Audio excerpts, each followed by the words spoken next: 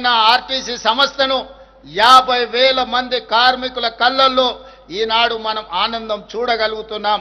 ఆ కార్మికులకు ప్రతి నెల మొదటి వారంలోనే జీత భత్యాలు అందించగలిగిన ఆర్థిక పరిపుష్టి ఈనాడు కార్పొరేషన్కు అందింది అనంటే ఈ పథకం ఎంతో ఉపయోగపడ్డది కార్మికులకు కూడా అని తెలియజేస్తున్నాను. ఇప్పటి వరకు దాదాపుగా 200 కోట్ల పైచిలుకు మహిళలు బస్సులలో ఉచితంగా ప్రతిరోజు ప్రయాణాలు చేయడం జరిగింది.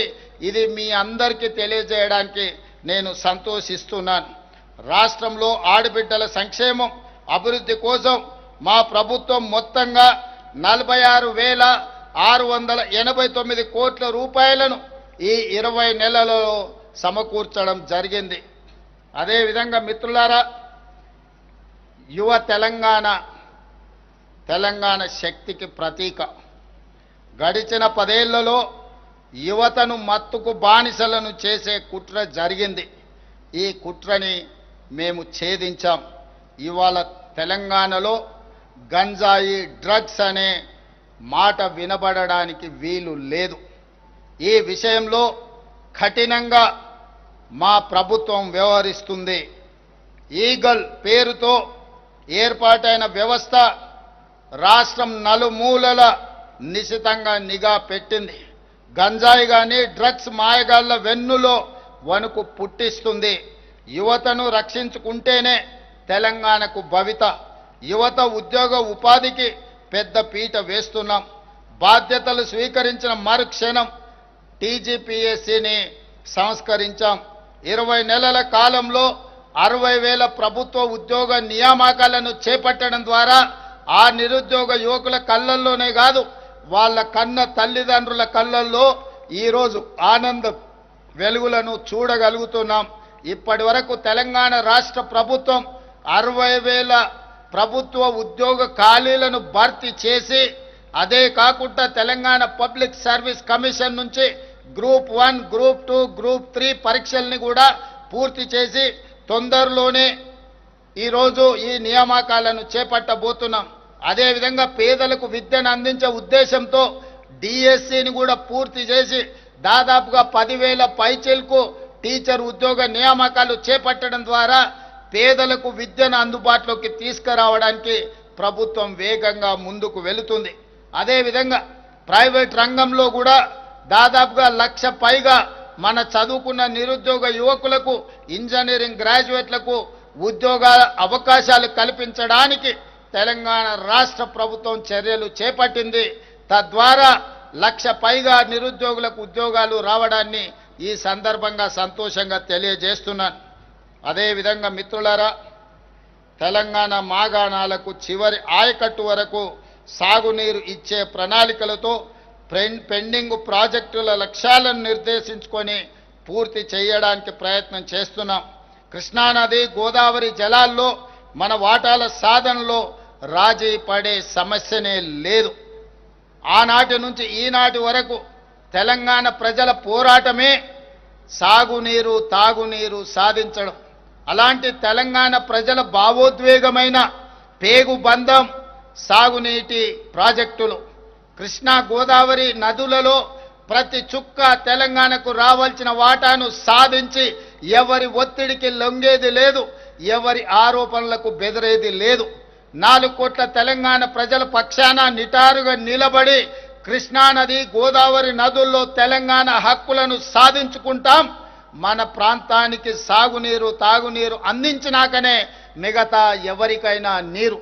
ఈరోజు తెలంగాణ ప్రజల హక్కులను సాధించడంలో వెనుదిరిగి చూసేది లేదు, ఎవరికి భయపడేది లేదు.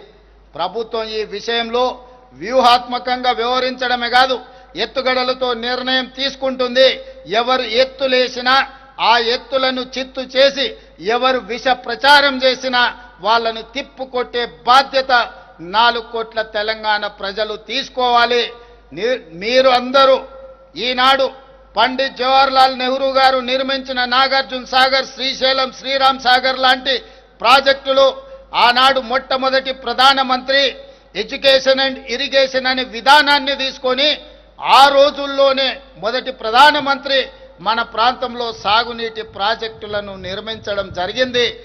ఈ రోజు ప్రపంచ దేశాలకు ఆదర్శంగా నిలబడ్డ ప్రాజెక్టులు ఏవైతే ఉన్నాయో, నాగార్జున సాగర్, శ్రీశైలం, శ్రీరామ్ సాగర్ లాంటి ప్రాజెక్టులు కాంగ్రెస్ పాలనలో నిర్మించినాం.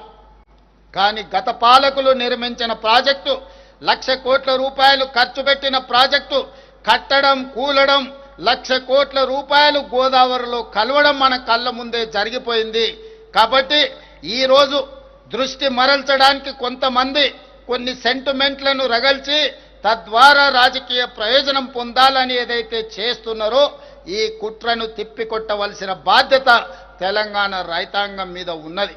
ఆనాడు ఈ ప్రాజెక్టులు నిర్మించిన కాంగ్రెస్ ప్రభుత్వానికి పూర్తి బాధ్యత ఉన్నది, అవగాహన ఉన్నది. పరిపాలనలో అనుమతులు తెచ్చుకోవడానికి అవసరమైన ప్రణాళిక ఉన్నది. ఈ ప్రణాళికలను అన్నిటిని కూడా అమలు చేసే చిత్తశుద్ధి, ధైర్యము ఈ ప్రభుత్వానికి ఉన్నదని నేను తెలియజేయడానికి సంతోషిస్తున్నాను. ఎవరు ఎన్ని కుట్రలు చేసినా కుట్రలను ఛేదించుకొని గోదావరి నదీ జలాలలో రావాల్సిన వాటాను సాధిస్తాం.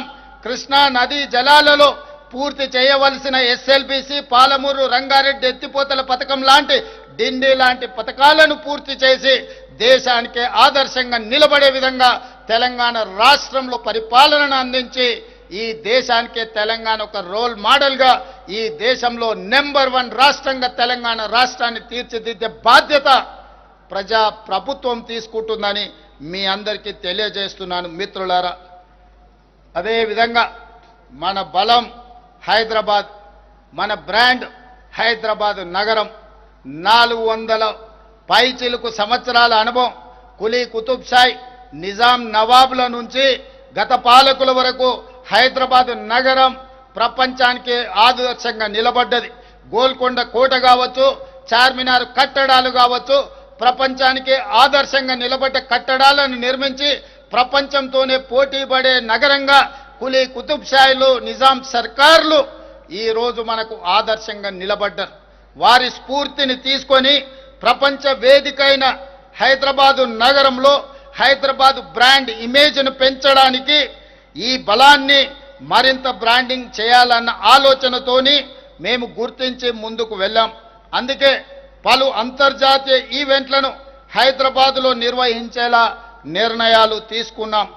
మీకు తెలుసు, ఇటీవల ప్రపంచ సుందరీమణుల పోటీలు, 72వ సుందరీమణుల ప్రపంచ పోటీలు మన నగరంలో నిర్వహించుకున్నాం.